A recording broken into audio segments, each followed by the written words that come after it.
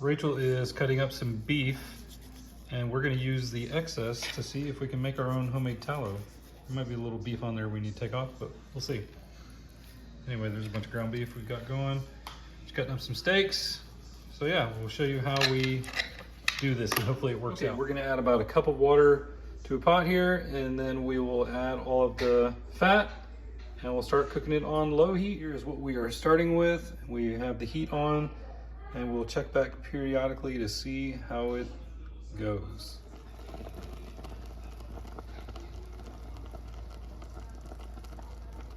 Okay, here's what it looks like after about half an hour. Been stirring it a little bit. And we're just gonna keep it going, and hopefully it all cooks down. We're about an hour in, and we're finally starting to get that oily consistency.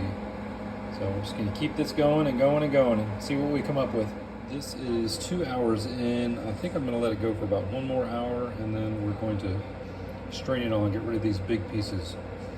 But it's looking good. It smells really good too.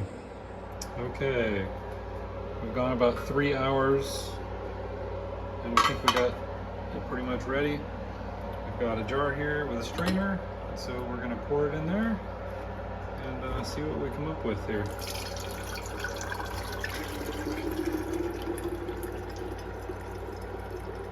Looking good.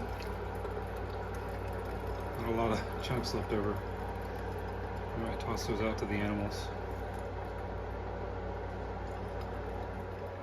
So this is what's left in our strainer. You can see that there is some fat in there, so we could have gone a little longer with this, but I think we decided this is good enough.